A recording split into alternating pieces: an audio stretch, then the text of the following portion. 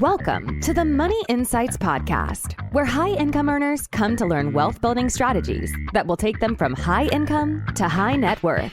With your hosts, financial and wealth-building experts, Christian Allen and Rod Zabriskie. Welcome into today's episode of the Money Insights Podcast. I'm Christian Allen. He's Rod the Pod Zabriskie. And today, Rod, we're talking collectibles. Yes, we are.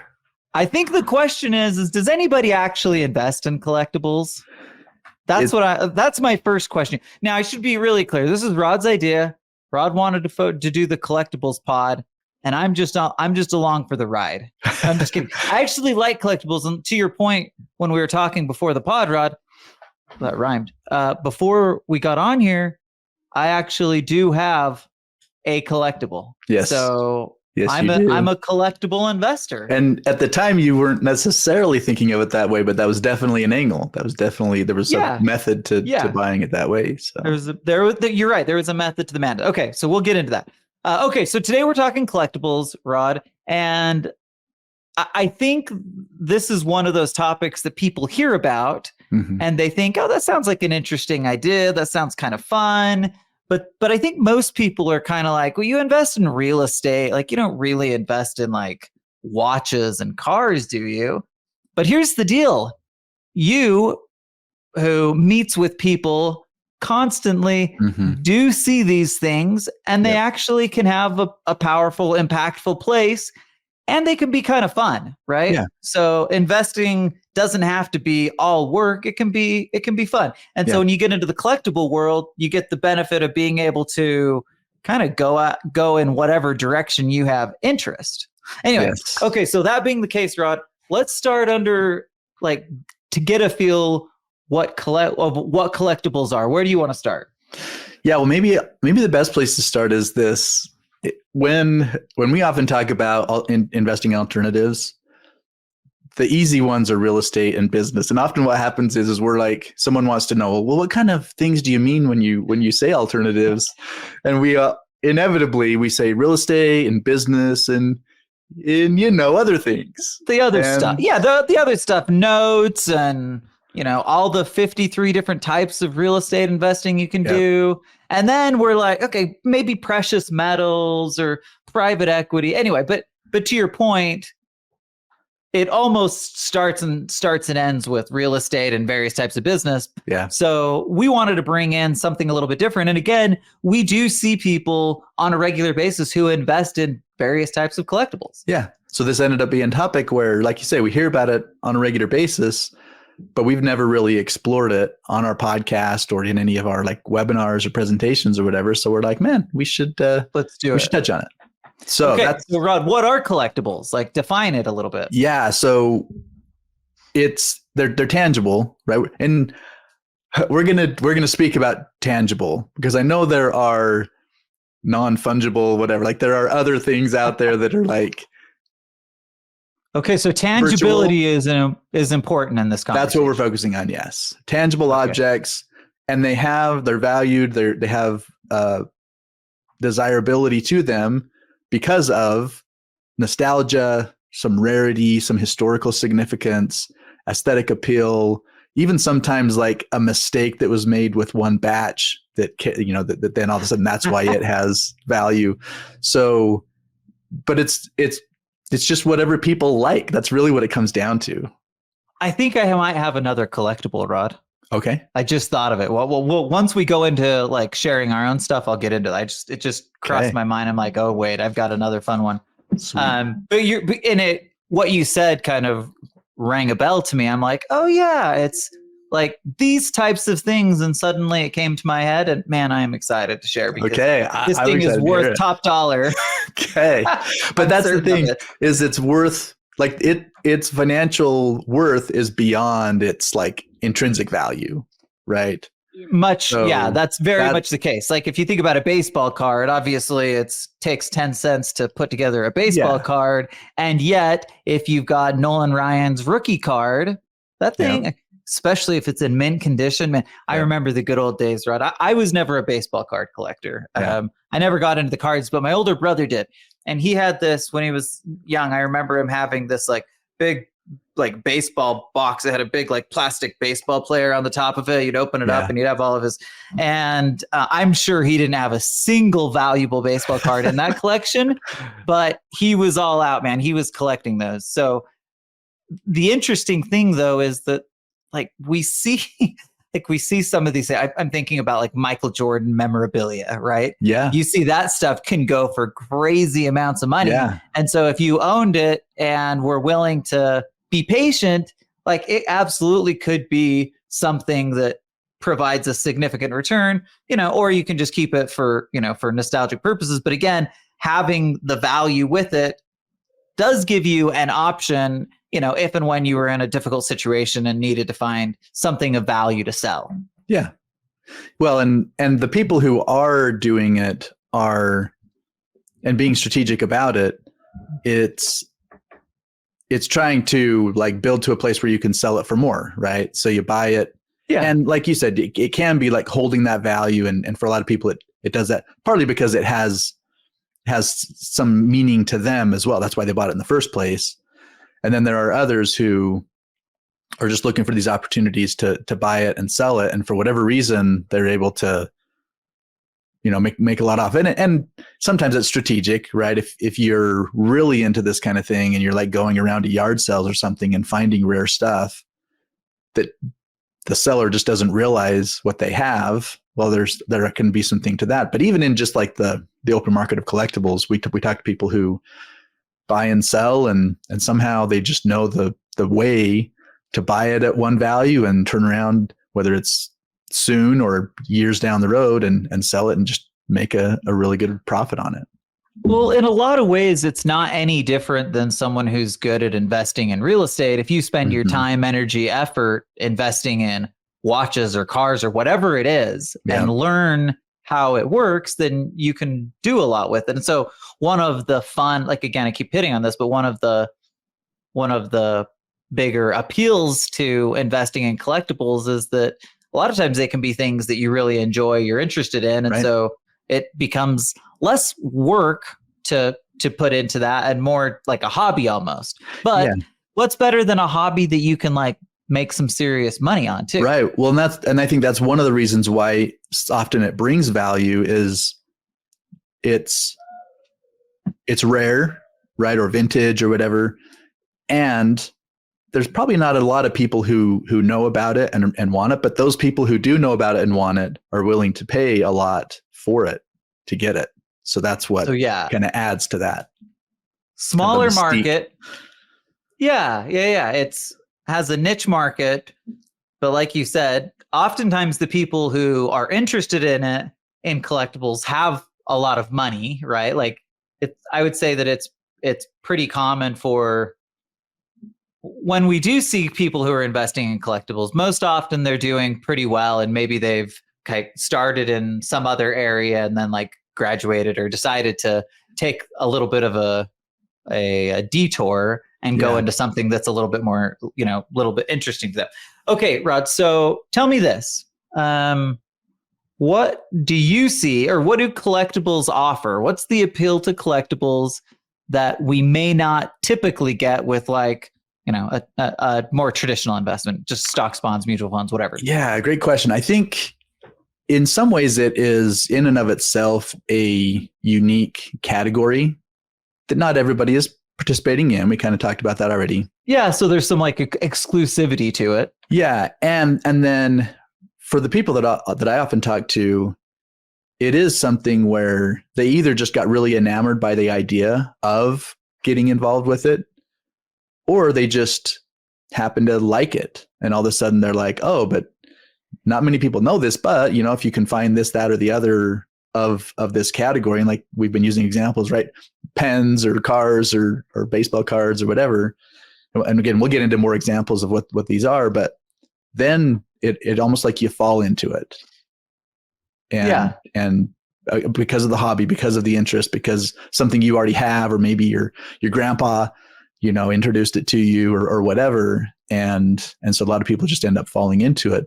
But I can tell you this, if you think about the kinds of things that you already know and like, I guarantee you there are collectibles out there that you could tap into if this was of interest to you.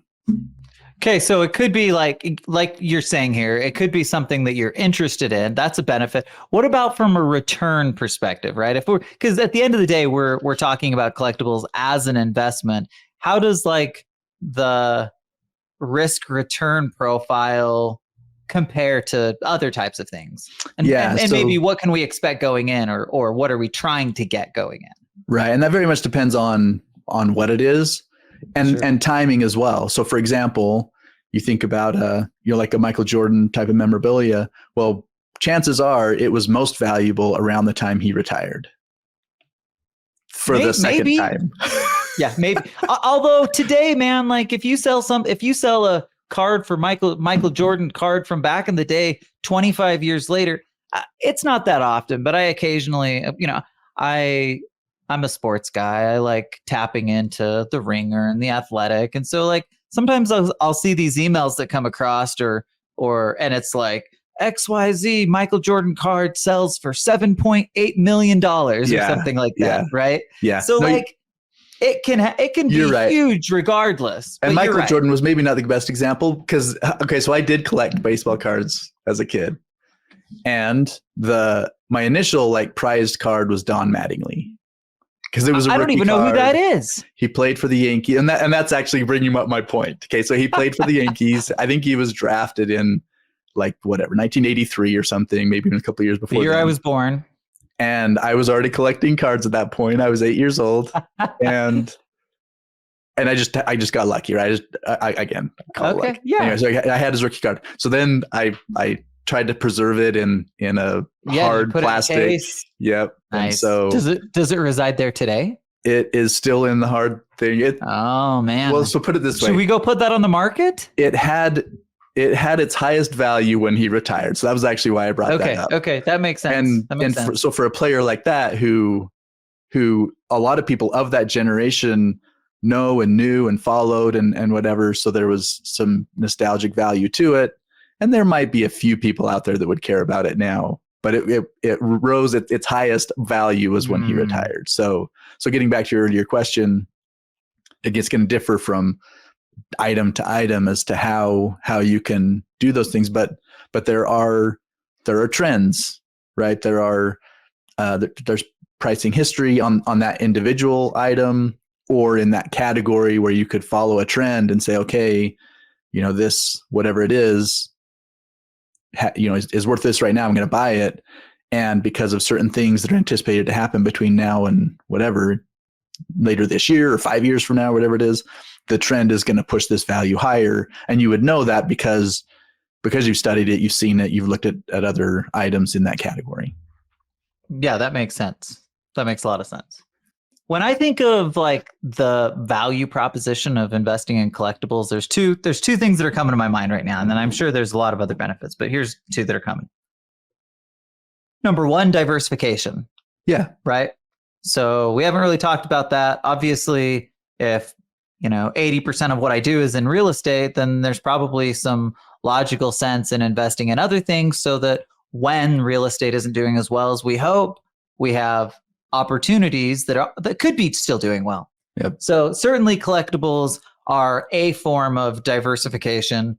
And to your point, they can be like unique, like niche diversification that kind of is even above and beyond like typical stuff you would see. Mm-hmm. That's one. And then the second one I would say, and I can't decide how accurate I am on this, but I think of big returns. Like I think of shooting for bigger returns, Mm-hmm. right? So now I have gold, and I won't say that my rare coins that I expect it to go up like massively. It's more of a hedge. But I think if I was investing in like cards or like if I was, trying to do art or those kinds of things, I'd probably be doing it with the intent to create significant returns in there. At least that would be the goal, right? Yep. And what we know is that if we can do it and do it well, there certainly are a lot of opportunities to create larger returns. That's been our experience when we talk to people. Like people wouldn't do it if there wasn't an opportunity to create, real money in it. Right. So that's a big deal. Those are the two that are coming to my mind. What are we missing that we should hit on? before we start talking about some of the different various types of collectibles? Yeah, I think as a category, you would think you have to think of it as speculative because obviously we don't know the future, right? Which is true when you buy a stock or when, whatever, right? Like you only buy it if you think the value is going to go higher. That's obviously speculation. However, as with a stock or real estate, buying in the right place or buying into a business when it's still in its formative stages, but you think it's going to take off, or in any of these other categories, you can put a method behind it, right? You can become knowledgeable enough in a category so that when you look at that artwork or you look at the rare coins or whatever, if your aim really is to create that really big return, and so you're, again, not going all in on just one thing, but spreading yourself, across a few different items to try to make that happen. But if that's really your goal, it's really doable. People are out there doing it right now. Crazy. It's crazy. Okay, Rod, we've been like floating around some various types of collectibles. So we've thrown some out. Maybe give us a list. Give us examples of different types of collectibles that people could consider and that we see commonly or even not commonly, just different examples that we see out there. Yeah. First we'll hit on the more common stuff and then we'll hit on just some fun things that we kind of stumbled across as we were preparing for this. So the first one is art. And this one, art's a big one. Maybe one of the first things anyone would think of in this category. And I mean, with art, again, there can be a lot of different reasons why a particular piece of art is worth so much. And, it could be just who the artist was that lived 300 years ago, but you still know their stuff and it's the Mona Lisa or whatever. And obviously that one would have enormous value, much more than probably any of us could afford. But there are other maybe pieces of art from that same artist that just because of that notoriety, any piece of art would add value. But then bringing it you're an art guy, right? I like art. Yeah. You're not like so I guess the question I'm getting at is why don't you invest in art, Rod? Maybe you should. I've thought about it. Yeah. All right. Well, I'm going to continue to encourage it. You're an art guy. I feel like you're the guy that's like going to go into the art festival and like really take time at each painting and like pick it apart. And I'm the guy that's going to like walk by like, oh, that's cool. That's cool. Like, so maybe art could be a thing for you. That's all I'm saying. Yeah. Well, there's something to both of those things. Cause sometimes I look at art and that is really popular or really like worth something. And you're like, and especially the abstract art type of stuff where it's just like splashing some color on a canvas. And hard to understand where the value comes from. Yeah, that mix of colors and somehow the composition of how they all come together does more than just. Does that look more like my 5-year-old's paintings or like an incredible like masterpiece, right? Yeah. Sometimes it's hard for us like inexperienced art. Well, what do you call connoisseurs? Well, we can't say that. Whatever someone that's not the opposite of it. Okay, novice, that's the word. Yeah. Okay, so art's a good one. What are some other things that we can invest in? Yeah, so then there are antiques. And again, this is another one. There have been antique shows, forever, as long as... Yeah, those are the Antique Roadshow. That's a fun one. Yeah. Like on Channel 11, you get those people going in. They talk about their great-great-grandmother's beer stein mug. What's it worth? And suddenly they're like, this is authentic. It's worth $14,000. Yeah. And it's a payday for that person. One, man. Yeah. And it can be all kinds of different things, which again, if you've watched those shows, you know this, right? It can be furniture, jewelry, ceramics, silverware, all kinds of different things, a clock, whatever.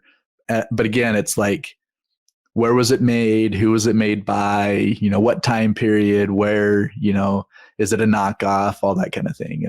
And there's always that you moment. You can't have knockoffs, man. No knockoffs. That's no good. Because it's always so sad when the people go, they're really excited about this thing that and they go there and find that it's a knockoff and it's worth like next to nothing. It breaks my heart every time. Rod, we have a client that invests in antiques, but not in the same way. I was thinking of Rocky's Pawn Shop. Yeah. Right? Our guy Rocky, who basically makes a living, quote unquote investing in antiques and Sure. moving different things. Like it's kind of an interesting dynamic, and he's done really, really well. He's had a really great career doing that. Yeah. So again, just kind of an example of someone who got into, in that case, is more like his industry, but it's also like, I think shows the opportunity to buy things and sell them at a much higher price, right? Again, it's just understanding the dynamics. Now, this is what we always tell people, but like you don't want to go shoot from the hip in collectibles, right? If you're actually there to make money, you're going to have to do some research. And so that's kind of why we talk about finding things that you're interested in. That way doing the research is more fun than it is work. Yeah. Yeah. And again, we'll get into this more in the end, but knowing how to get started and how to plan for an exit, right? Yeah, that's a good point. Okay. So we've got art, we've got antiques, we've got coins. Rod, I got coins, man. Can I just tell you though, I was surprised at some things as I went through the process. So we had, oh my gosh, I forgot her name, but from ITM Trading that came on. She was a firecracker. I liked her. But anyway, huge believer in gold. And I was like, okay, I'm convinced I'll get some gold. And they said, you got to get these rare coins. Like, and they gave me all the reasons and I bought it. I'm like, okay, I like the rare coins. I think it makes a lot of sense. But can I just tell you, and this is like a learning experience for people, because I didn't know this. When you buy something like gold, it immediately has like a depreciation to where you can't just like sell it back for the same price. Like it's really bizarre how it works. So like, it's funny because the value of my gold has gone up, not like a ton, but I've probably had it for a year and a half. Right. And it's probably gone up like, the supposed value's up like $7,000 or $8,000. But if I were to go sell that, I would have to sell it for like 70 cents on the dollar. Right. Super confusing. Yeah. My point there isn't to say don't invest in gold. I think that it certainly has a place. But again, I did that I probably should have done more research and understood what those dynamics are before I even did that. So maybe just a cautionary tale to make sure when you're doing this investing, when you're getting into collectibles, because they're a little bit more niche, probably you're going to take a little more time and effort to get a feel for it. Yeah. And that's a good example of also depends on how you buy it, right? Because if you were just going to an individual seller, then what you're describing wouldn't have been the case. The reason it happened is because you pay a fee, right? So you pay a broker fee to buy it, and then again, if you were to turn around and sell it to another broker, you would pay a fee, and so it messes with the value when you're doing that. So be aware of that. Yeah, and honestly, I didn't know that. Like I had no idea. Yeah. So that was a learning experience.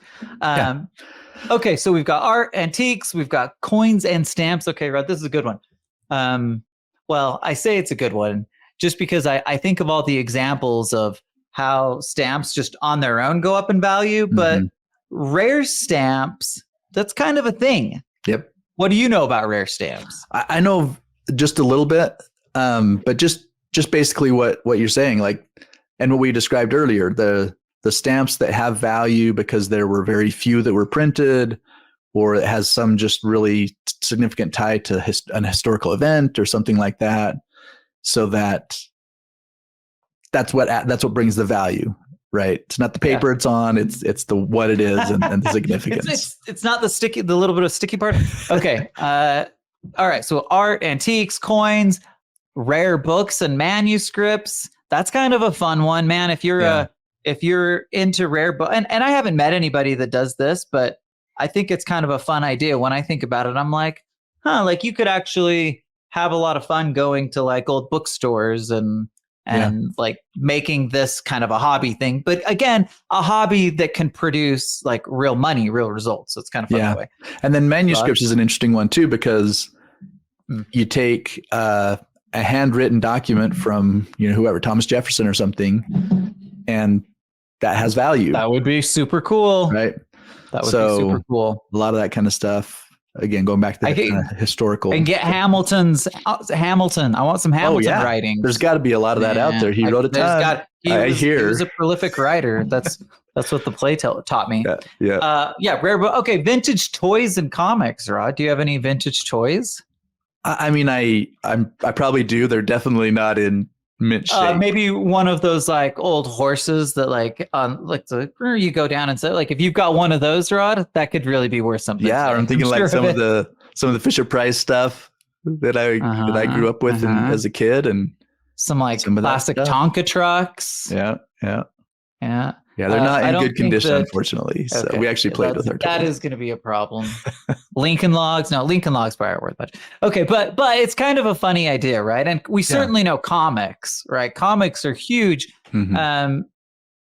Well, obviously, right? Comic-Con it was probably like the first con out there, and it is absolutely massive. So aside from people just being interested in comics in general and having a large base, like, the value is pretty incredible. If you've watched The Big Bang Theory ever, the value on those can be really significant. And you also know that it's incredibly important to make sure they are in mint condition. Yes. So that's what I know about investing in comics. Those two things can work, awesome. and you got to keep them good. Okay, what else did we miss? Yeah, we got a bunch of stuff. Talked a little bit about memorabilia. Let's hit on that a little bit, because this one is. It's kind of interesting and kind of, in some ways, well, I'll bring up an example. So do you remember, well, you don't follow baseball at all. So, but there was a World Series back in probably 2003 or something. Kurt Schilling is pitching. He gets injured and he's still in the game pitching, but his ankle is bleeding. So the bloody sock from that is his ankle was bleeding. That's weird. And he stayed in the game, kept playing. I think they won. I think that's why it's that much more significant. But so sometimes it's just like their jersey shoe? Or the shoe, right? And that Michael Jordan was wearing in the '96, championship or whatever. But then sometimes it's like really kind of bizarre stuff that rises to the top. It's kind of memorabilia, fun and kind of weird all at the same time. Okay, so that's a handful of the ones that are like the most common we typically see. Now I'm going to jump in. I'm going to talk through some of the others. Rod, I didn't realize you had this one on here. Okay, so you have the 10 less common. The first one is classic video games. Okay, Rod, that's actually what I was going to.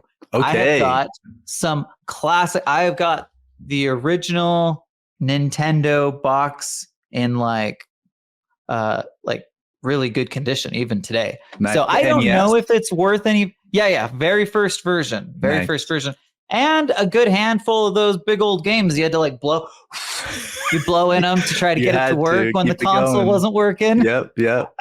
Slide it in just right. Oh wait, sorry, that one's the Super NES. So the other one you go in the little slot. The Super Nintendo is the one that goes on top. Anyway, I've got a couple because I bought one from somebody years ago because my son Cannon was a Mario fanatic, and so he was really excited about the original games, and somebody had one of those. And anyway, I bought it for probably more than, well, I don't know, maybe I got a deal on it, Rod. Now that I'm seeing this, I'm gonna go put it out on the market and see where we're at.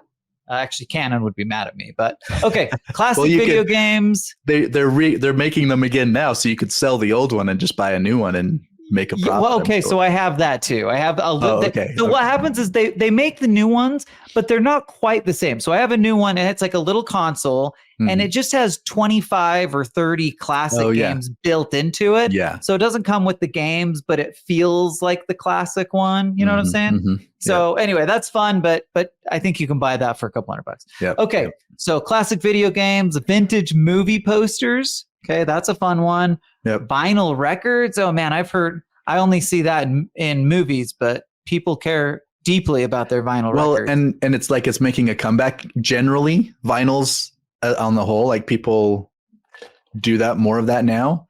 But then again, there's like this rare, old form type of thing, and again, the condition matters on it. But yeah, it's a thing. Historical documents, Rod. If you've got the Declaration of Independence, You're going to be in good You're shape. in big trouble if you have that. Oh one. wait, yeah, okay. You don't want they already tried that when they made a movie about it, but yeah, and it didn't go that well. Actually, it went pretty. Actually, it did go well for them. They got it back, and the people found the gold and got outrageously rich. Yeah, that was really good doing on their part. What's that called? What's that? National Treasure. National Treasure. Yeah. Okay. Okay. Vintage pens, Rod. Not just vintage fountain pen. What's a fountain pen, Rod? What's the difference? The ink flows, so it's like the old version of a ballpoint, but they didn't have the ball in there. It would just the ink just kind of flowed as you did it. I almost said okay. flew. I have a 14 karat gold pen that my dad got from somewhere like 40 years ago, and I'm keeping it safe, man. One of these days, I probably never sell it, and awesome. It's probably not worth that much. Okay, Japanese whiskey, Rod. Yeah, it made the list. This one I've never heard of. I've certainly heard of people like wines and things like that, and that is a big one. I mean, I always tell you, I follow the NBA, and the NBA players, they have a thing for wine, and they like to invest in it. So that one I've heard, but Japanese whiskey, that one, I don't have a lot of experience there, right? Yamazaki, Hibiki, Kuruizawa. You do have a little experience in Japanese whiskey. Okay, maybe not the whiskey part. Well, I definitely was with many people when they were imbibing their sake. So, so you have some experience. Even though I wasn't drinking with them, it definitely was a thing. So, but yeah, I mean, again, it's just the people who know what they're doing and get into it. They roll with it, man. Apparently, the Japanese whiskeys. Okay, so I have a shot glass collection, Rod. Now, I don't drink, but my shot glass collection is more for fun. I haven't ever thought about it as an investment, but perhaps one day. Yep. One day it will be. Yep. Okay, we have rare gemstones, minerals. Okay, that's one that's interesting. There's like gemstone stores nowadays. Like, I feel like this is becoming more and more popular. Now, obviously, like if you find some like, cool rock that like that could be interesting, could be valuable, but it's becoming popular enough that what's the right word? I feel like it's becoming popular enough that you could like actively work in that place. Like, just like there's a pawn shop, there's like these gem stores, right? So you could even go and find like I'm speculating a little bit, but I assume you could go and find rare, interesting, cool gems, even by like shopping at different gemstone stores and things like that. Yep. Okay. Political memorabilia, vintage space memorabilia. Okay. There's a bunch of examples. There's probably 100 more. Absolutely. Hopefully that at least gets your brain thinking a little bit. If you were like, hey, I've been thinking about getting in the collectible market. I'm not sure where to start, what I want to go with. There's at least a few things to consider. Just thinking about I would probably start with Japanese whiskey personally. Okay, Rod, let's finish this thing off by just focusing on the factors that we need to be considering when we're investing. Because obviously we're talking about how it can be valuable, it can be fun and interesting, but what do we need to be concerned about? What do we need to be thinking about when we do it? Yeah, this one may go without saying, but it's just all about the old economic factors of supply and demand, right? Classic. So the rarity matters, but if it's not in demand, then it doesn't matter, right? Or even doesn't have to necessarily be so rare. Like probably some of the coins that you have or that other people collect, the more rare, the more it could be valuable, but it doesn't have to be rare, right? There could be hundreds of thousands of them still in, I'm going to call it circulation, but it's still available. But it brings a lot more value to it just because of the demand, right? Yeah, for sure. So classic supply and demand, we have to be thinking about that. And ideally, if it's rare, the chances are it's going to be in higher demand. Yes. Okay. That's a good one. What else we need to be thinking about? Okay. And then we've kind of been hinting on this, but the condition matters, right? And again, in those antique shows, you see that comes through because I'll always comment on the condition, and then obviously the authenticity. Critical piece, right? fakes aren't going to get, if you end up investing in fakes, you're probably not going to make a lot of money. I'm just saying. And that's where we talked earlier about like where you buy it matters. And in this case, if you don't have the eye yourself to know whether it's authentic, then working through a broker who does have that specialty is critical, right? Pay them what they deserve for having that knowledge, because if you buy one and you got duped and it's not authentic, then obviously you just wasted your money. So. Okay, we want to be thinking about its demand, its condition and authenticity.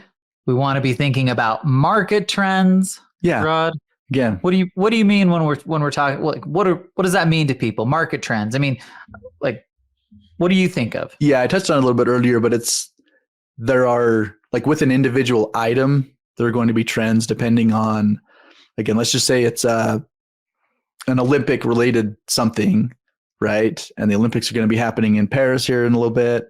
And so does the fact that the Olympics are coming around impact the value? You could tell that by price history or by seeing in other similar items in past valuations to see that. And so it's just doing the research or just having enough background yourself in being around that you see it, like you know what to watch for.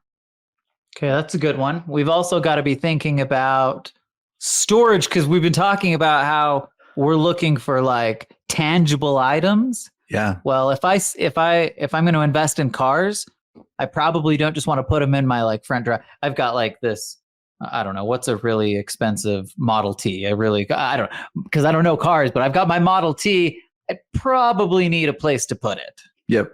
Where it's going to be preserved, right? And so the artwork as well. The question is, do you invest in artwork to display it, or do you buy it, lock it away to make sure nothing happens to it, and store it somewhere in a vault somewhere that nothing can get to? Probably, yeah. It probably depends. It's probably situational. Absolutely. If you've got the Mona Lisa, you probably just got to store it, right? But okay, that's an interesting one. Well, the nice thing about art though is like you go hang it at some high place on your house, like it shouldn't have too much trouble. You know what I'm saying? I mean, maybe a little dusting here and there, and you should be able to preserve. So it's an interesting one. Okay, this next one is as big as any of them. Maybe the biggest thing to consider, especially because, again, we're talking about tangible assets. Yeah. It's not the same as when we own stock and we just like on the S&P 500, on an exchange where we can just easily translate that to money, to dollars. We have to be thinking about the exit strategy. Yep. And liquidity. So it's obviously, I mean, unless it's the coins, but even then, right, they have an intrinsic value, but then they also have their appraised value, and you don't want to be selling it for its intrinsic value just because you're short on cash and you need some liquidity. So you always have to be considering the liquidity of it. And when you're ready to sell, there may not necessarily be the buyers there that you want or we're hoping to get whatever price for it. And so you may have to be patient and wait, plan on being patient, right? So it's similar to a lot of the things that we invest in where you go in with a plan, but you have to build in contingencies because it's not liquid.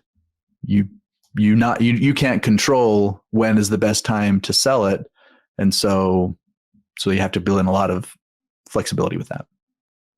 Yeah, you don't want your emergency fund to be in a painting, right? Right. That may or may not sell when you want it to. Yeah. Now, I say that, and like obviously there's stuff that in the collectible world that you can invest in that has a continual market, that you can actively do things. But anytime you're doing, like, you own something tangible, right? There is another layer of needing to consider how to create liquidity out of that, and be able to do something with it. Yeah, and an extension to that would be having relationships with reputable dealers or auction houses or collector communities where when you're ready to liquidate, that you know where to find that ready market. You're not just at that moment trying to figure all that out. Here's the real question, Rod. Do you think that we convinced anybody in this conversation that they should jump into collectibles? Probably if they've been thinking about it before. If this is like a brand new topic to them and they're just now realizing, oh, that could be a thing, then maybe it probably might take just a few this more wasn't touches. enough. Yeah. But, if there are people who've been thinking about it like, oh, this is kind of an interesting topic and whatever, then, maybe, hopefully, we gave them some thoughts or ideas that would be valuable in either starting or continuing that journey. If you're somebody who's thinking about collectibles and you need some help, reach out to Rod. At the very least, he can try to connect you with someone that is doing something similar. How about that? There you go. All right. I love it. Okay. Well, this has been a fun topic, Rod. A little bit different for us. Like we talked about, like it's not a core asset that we are consistently investing in, but we want people to be aware that it's certainly something that they could do well in, because we've seen it. Like we actually meet with people who bring up these kind of unique niche ideas and are doing quite well with it. And it kind of opens our mind up, and we want to make sure that we pass some of those ideas along to everybody else. Do you have any final thoughts, Rod? Nope. Okay, well, let's call it then. This has been a fun conversation. Thanks, everybody, for listening, and we will see you next week.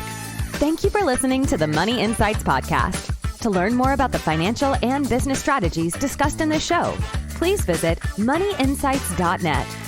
The views and opinions expressed on the Money Insights podcast are not intended to be individual financial, tax, or legal advice. Always consult with the appropriate advisor before making financial decisions. And if you're enjoying the show, please feel free to rate, subscribe, and leave a review wherever you listen to your podcasts. This will help others find the show and learn wealth building strategies for themselves. Thanks again for tuning in, and we'll catch you in the next episode.